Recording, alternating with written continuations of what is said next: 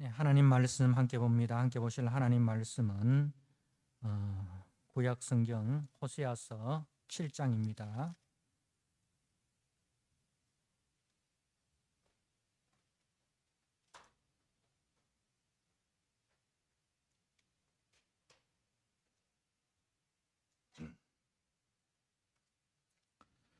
호세아 7장 1절에서 16절 말씀을 한 절씩 교독하도록 하겠습니다.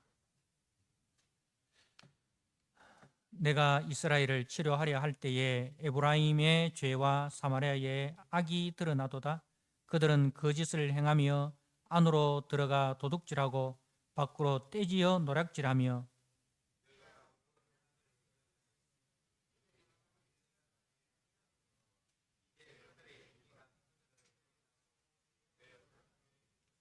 그들이 그 악으로 왕을 그 거짓말로 지도자들을 기쁘게 하도다.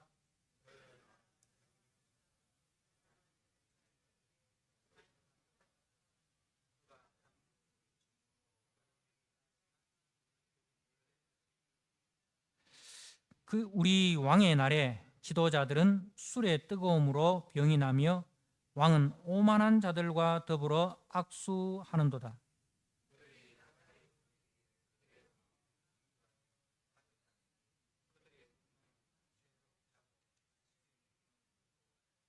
그들이 다 화덕같이 뜨거워져서 그 재판장들을 삼키며 그들의 왕들을 다 엎드러지게 하며 그들 중에는 내게 부르짖는 자가 하나도 없도다.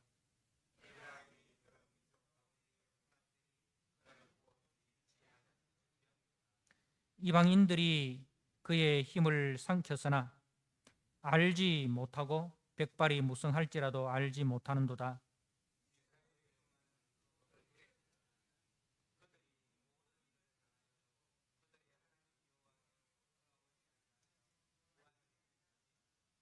에브라임은 어리석은 비둘기같이 지혜가 없어서 애굽을 향하여 부르짖으며 아수르로 가는도다.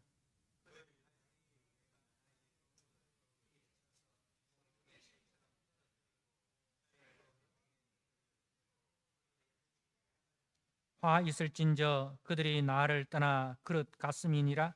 패망할진저 그들이 내게 범죄하였음이니라. 내가 그들을 건져 주려 하나 그들이 나를 거슬러 거짓을 말하고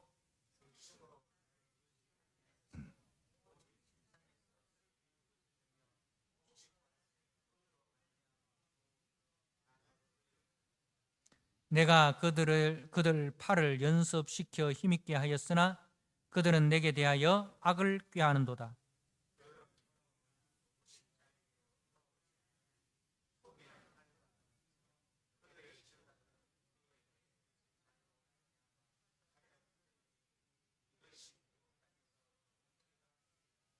아멘.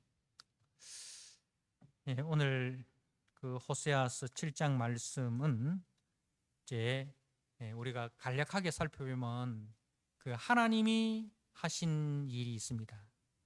하나님이 하신 일이 있고 그리고 그 하나님이 하신 일에 대하여 이스라엘은 어떻게 반응하였는가?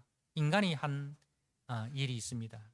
이것을 대조적으로 보여주고 있습니다. 먼저 이제 1절에 보면 내가 이스라엘을 치료하려 할 때에, 그러니까 치료하시는 하나님, 이렇게 우리가 볼 수 있겠죠. 이스라엘을 치료하시는 하나님.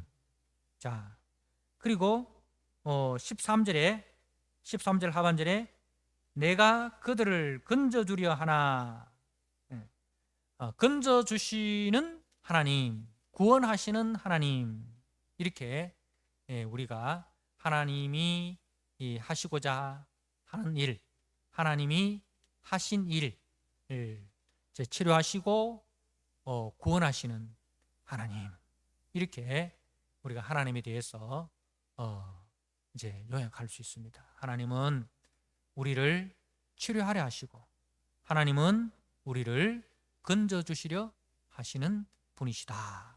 겁니다. 자, 그리고 이제 그 다음에 그들이 이렇게 이제 이 하나님의 은혜 앞에 이스라엘은 어떻게 반응하였는가 하는 것을 우리가 볼 수가 있습니다. 자, 1절 하반절에 그들은 거짓을 행하며 악 안으로 들어가 도둑질하고 밖으로 떼지어 노락질하며, 이 이스라엘은 이제 거짓을 행하고 도둑질하고 노락질하고, 자, 그리고 4절에 그들은 다 간음하는 자라. 계속해서 이제 그들은 이렇게 반복이 되는 거 다 살필 수는 없고요. 이렇게 이제 하나님이 이 하시는 일, 그걸 가지고 우리는 은혜라 합니다. 그죠? 은혜. 이 하나님의 은혜 앞에 이스라엘은 어떻게 반응하였는가? 이제 예를 들어서 이제 오늘 말씀에 보니까 이스라엘은 뒤집지 않는 전병이다, 그렇게 이야기를 합니다. 8절에 보니까 에브라임이 여러 민족 가운데 혼합되니 그는 곧 뒤집지 않는 전병. 전병은 이제 우리로 말하면 이제 호떡, 찌짐, 부침개 뭐 이렇게 이제 번역을 할 수 있습니다. 그럼 우리가 이제 그 부침개를 이렇게 부칠 때 어떻게 합니까? 뒤집어 줘야 되잖아요. 뭐 이렇게 그 부침개를 굽는다고 프라이팬에 얹어놓고 다른 볼일이 갑자기 생겨가지고 프라이팬에 그 부침개를 올려놓았다는 사실을 깜빡하고 딴 볼일 보다가 냄새가 나서, 집에 뭐 연기가 나고 냄새가 나서 아이고 하면서 이제 맞다, 부침개는 놨지. 그래서 이제 부침개를 보면 어떻게 되어 있습니까? 뒤집지 않는 부침개가 어떻게 되어 있습니까? 그 후라이팬에 붙어있는 그 면은 까맣게 타고 위에 있는 면은 그냥 생밀가루 그대로 있습니다. 그죠? 그러면 그걸 먹을 수 있습니까? 없습니까? 먹을 수 없죠. 뒤집지 않는 전병. 이거는 익은 것도 아니고 안 익은 것도 아니고, 그래서 이거는 뭐 쓸모가 없는, 그죠? 쓸모가 없는 그런 이제 그 뒤집지 않는 전병과 같은 그 모습. 자, 그리고 이제 그 다음에 11절에 보니까 에브라임은 어리석은 비둘기 같이, 어리석은 비둘기. 이 비둘기가 이제 그 근시한 일, 멀리 내다보지 못하고 눈앞에 있는 이익만 이렇게 따라가는 거예요. 그래서 이제 하나님의 구원의 손길을 바라보지 못하고, 하나님의 구원의 손길을 바라보지 못하고 눈앞에 있는 그 애국과 아수르, 그것만 보고 거기로 갑니다.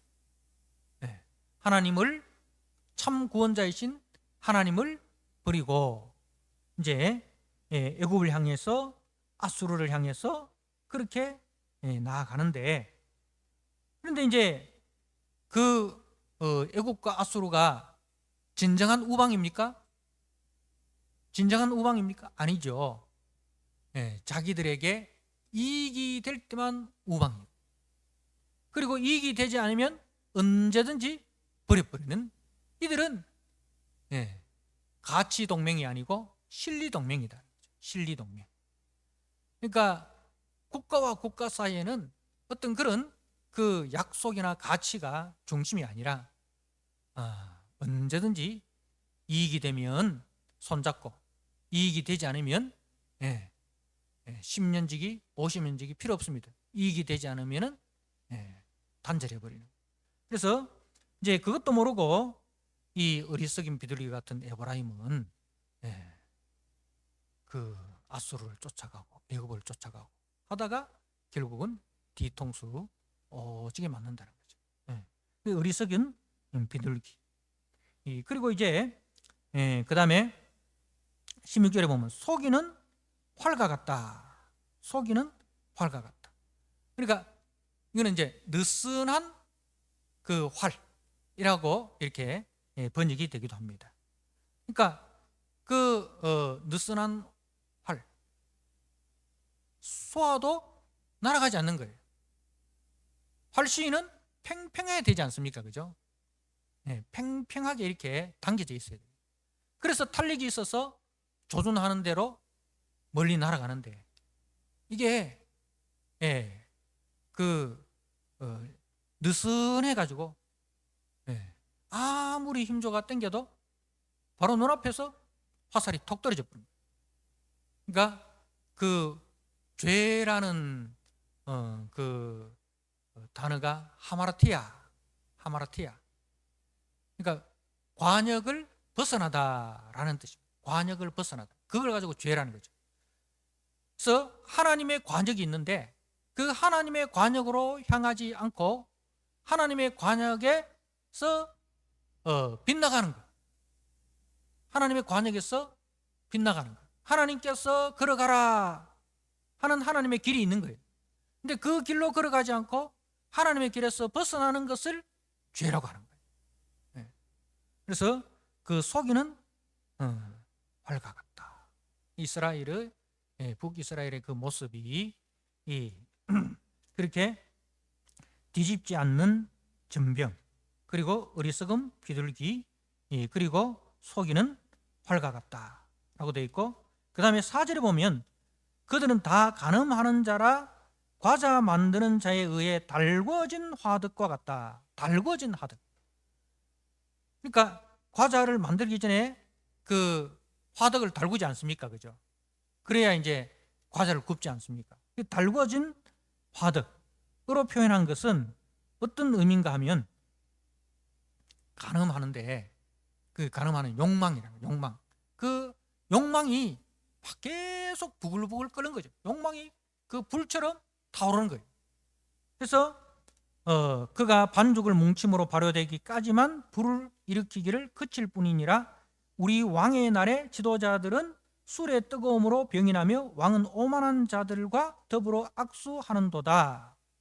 그들이 가까이 올 때에 그들의 마음은 강교하여 화덕 같으니, 이렇게.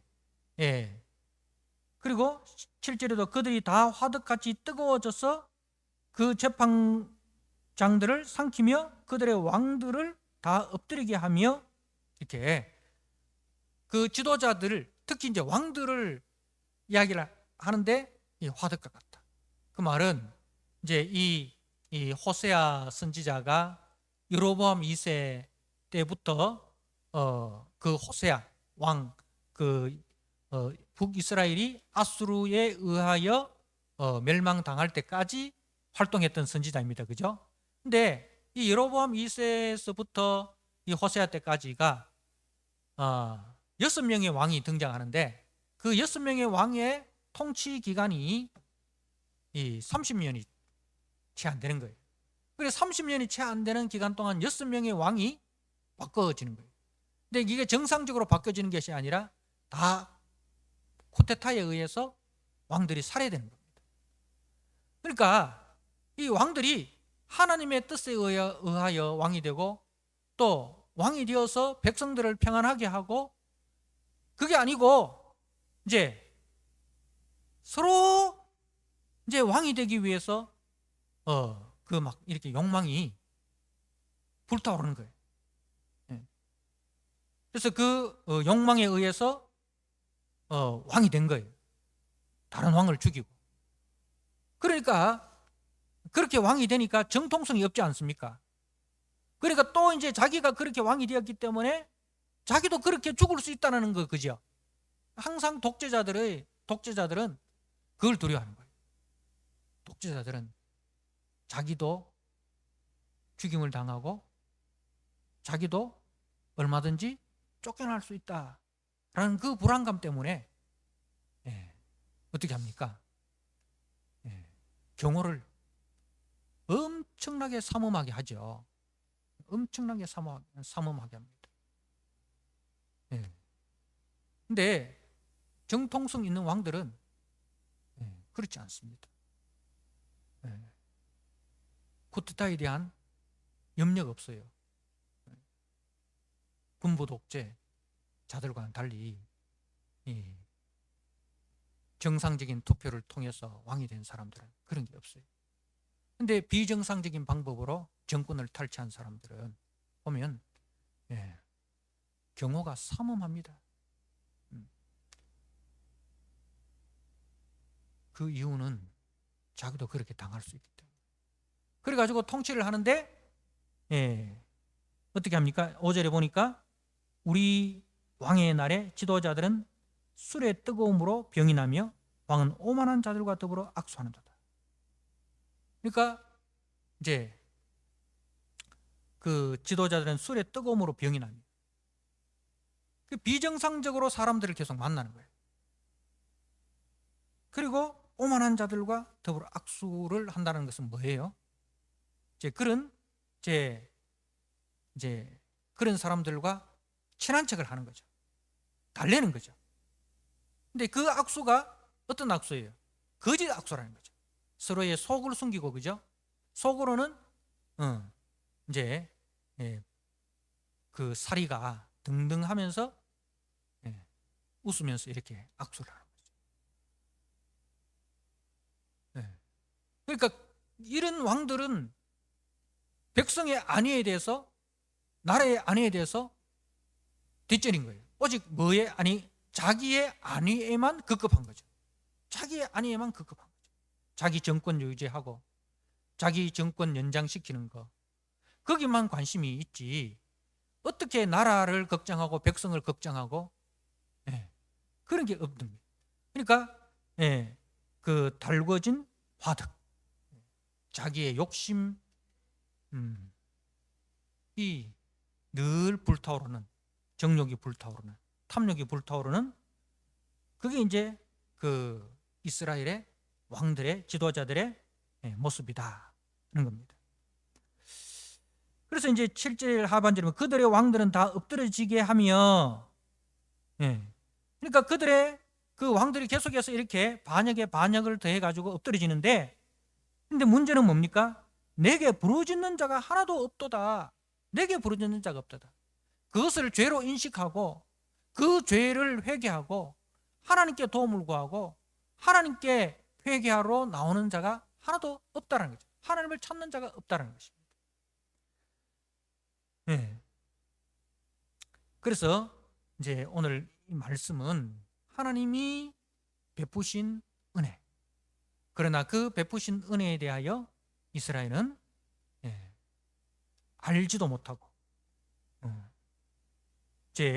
그 2절 말씀해 보니까 내가 모든 악을 기억하였음을 그들이 마음에 생각하지 아니하거니와, 그들이 마음에 생각하지 아니하거니와.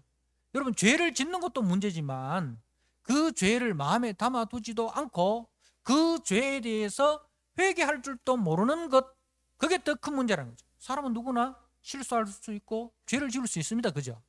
근데 자기가 실수를 하거나 죄를 지었을 때 그 죄를 죄로 인식하고 하나님 앞에 통회하고 자복하고 회개하고, 그죠? 그게 다윗 아닙니까? 그죠?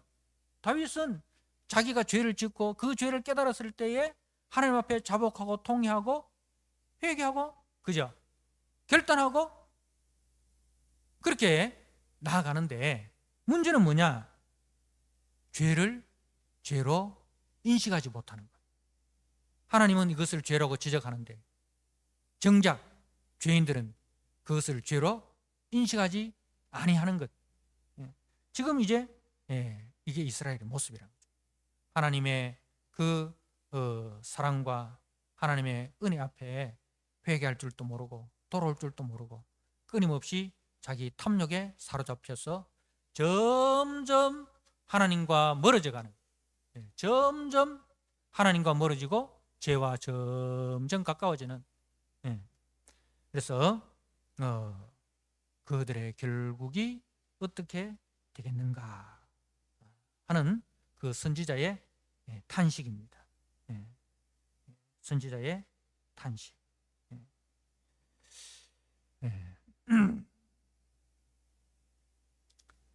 그래서 이 호세아서 말씀을 우리가 묵상하면서 우리가 기억해야 되는 것은, 하나님께서 베푸신 은혜가 무엇인가? 그 은혜 앞에 우리는 어떻게 반응하여야 하는가? 어떻게 반응하여야 하는가?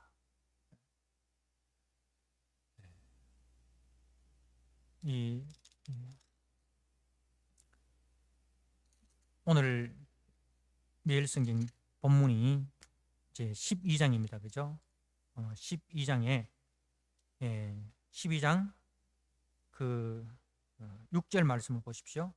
12장 6절에 그런즉 같이 한번 읽도록 하겠습니다. 호세아서 12장 6절.